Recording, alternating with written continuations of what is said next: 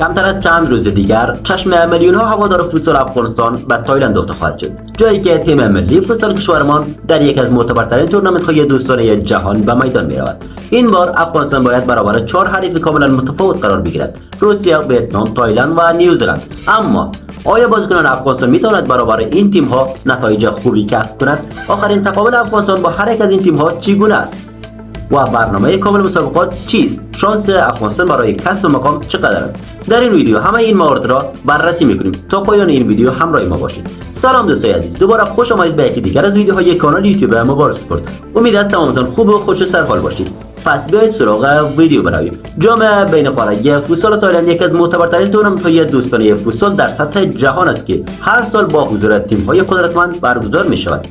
این مسابقات فقط یک رقابت دوستانه نیست، بلکه محک برای سنجش قدرت تیم‌ها پیش از رقابت‌های مهم آسیایی و جهانی است. در دوره 2026 5 تیم در این مسابقات حضور دارد: افغانستان، روسیه، تایلند، ویتنام و نیوزلند. تمام این تیم‌ها به صورت دوره‌ای مقابل یکدیگر بازی می‌کنند. در پایان تیمی که بیشتر امتیاز را جمع‌آوری کند عنوان قهرمانی را به دست خواهد آورد. افغانستان دیگر تیم ناشناخته آسیا نیست. بعد از صعود تاریخی به جام جهانی فوتسال، همه نگاه‌ها به تیم ملی افغانستان تغییر کرده است. امروز هر مسابقه برای افغانستان اهمیت زیادی دارد، زیرا این تیم باید ثابت کند موفقیت‌های گذشته اتفاقی نبوده است.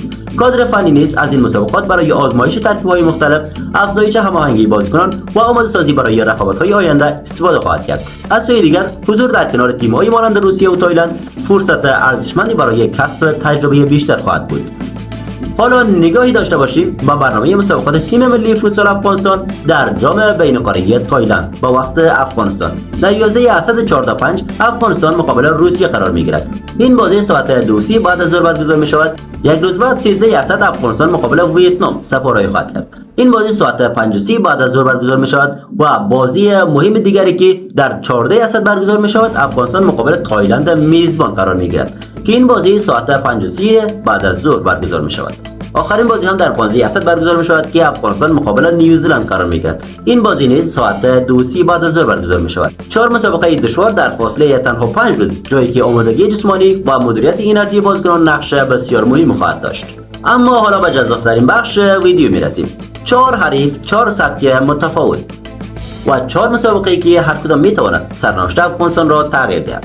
جالب اینجاست که افغانستان قبلا برابر 3 حریف خود ویتنام، تایلند و نیوزلند بازی کرده است، اما برابر روسیه تاکنون تقابل رسمی نداشته و دیدار امسال نخستین رویارویی دو تیم خواهد بود.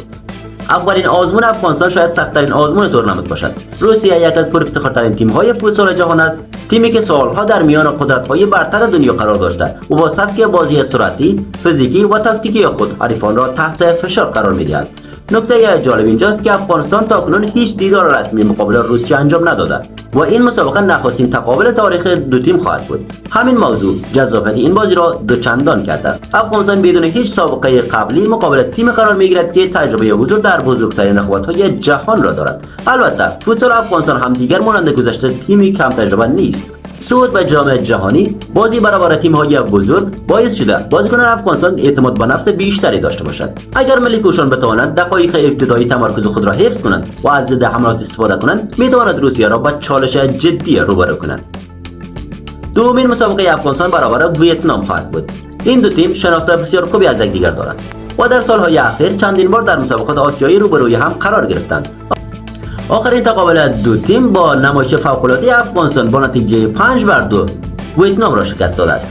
این پیروزی یکی از بهترین نمایش‌های فوتسال افغانستان در سال‌های اخیر بود و نشان داد که ملی پوشان کشور توانایی شکست تیم‌های قدرتمند آسیایی را دارند. اما ویتنام تیمی نیست که شکست قبلی را فراموش کرده باشد. آنها واقعا برای گرفتن انتقام وارد میدان خواهد شد و همین موضوع حساسیت این مسابقه را بیشتر می‌کند. سومین مسابقه شاید حساس‌ترین دیدار افغانستان در این تورنمنت باشد. افغانستان باید مقابل میزبان مسابقات یعنی تایلند قرار بگیرد. تایلند سالهاست یکی از قدرت‌های اصلی فوتسال آسیا است و از حمایت هزاران هوادار خود نیز برخوردار است. آخرین دیدار این دو تیم با پیروزی 2-1 تایلند به پایان رسید. هرچند افغانستان در آن مسابقه شکست خورد، اما نمایش ملی پوشان نشان داد که فاصله دو تیم نسبت به سالهای گذشته بسیار کمتر شده است. این بار افغانستان فرصت دارد تا نتیجه آن مسابقه را جبران کند. بدون شک اگر بازیکنان افغانستان با همان انگیزه تمرکز همیشگی وارد زمین شوند، میتواند یکی از جذاب‌ترین مسابقات تورنمنت را رقم بزنند. آخرین حریف افغانستان نیوزلند خواهد بود. نماینده اقیانوسیه تیم قدرتمند از نظر بدنی است. معمولا بازی مستقیم و پرپوشر را ارائه می‌دهد. اما آمار آخرین تقابل دو تیم کاملا به سود افغانستان است. افغانستان موفق شده در آخرین بازی خود نیوزلند را با نتیجه 5-1 شکست. این نتیجه نشان می‌دهد که افغانستان تجربه خوبی مقابل این تیم دارد. اما در فوتسال هیچ مسابقه از پیش برنده ندارد. کوچکترین اشتباه می‌تواند نتیجه را تغییر دهد. اگر بخوایم واقع‌بین باشیم، روسیه، تایلند روی کاغذ مدعیان اصلی قهرمانی هستند، اما افغانستان نشان داده که مقابل تیم‌های بزرگ هرگز از پیش بازنده نبوده. پیروزی پرگل برابر ویتنام، برد قاطع برابر نیوزلند ثابت می‌کند که ملی فوتبال کشور توانایی رقابت با هر تیمی را دارد. اگر افغانستان بتواند از 4 مسابقه خود امتیاز لازم را کسب کند، شانس قرار گرفتن در میان تیم‌های بالای جدول کاملا وجود دارد. اما فراتر از نتیجه، مهمترین هدف این تورنمنت افزایش هماهنگی تیم، کسب تجربه بین‌المللی و آماده شدن برای رقابت‌های مهم آینده است. حالا همه چیز آماده است. 4 مسابقه حساس، 4 حریف متفاوت، فرصتی بزرگ برای درخشش فوتسال افغانستان. آیا افغانستان می‌تواند روسیه را شگفت زده کند؟ آیا پیروزی برابر ویتنام تکرار خواهد شد؟ آیا وقت آن رسیده شکست قبلی برابر تایلند را جبران کنیم؟ آیا افغانستان بار دیگر نیوزلند را شکست خواهد داد؟ حالا نوبت شماست. به نظر شما تیم ملی فوتسال افغانستان در این تورنمنت چند امتیاز کسب می‌کند و چه جایگاهی را به خود اختصاص خواهد داد؟ پیش بینی خود را در بخش کامنت ها بنویسید. ما بهترین پیش بینی ها را در ویدیوهای بعدی منتشر خواهیم کرد. اگر از این ویدیو لذت بردید، ویدیو را لایک نموده کانال را سابسکرایب کنید و زنگوله کنارش را بزنید که ویدیوهای بعدی را از دست ندهید. تشکر از اینکه تا این با ما بودید. تا ویدیوهای دیگر، خدا یار و نگهدار.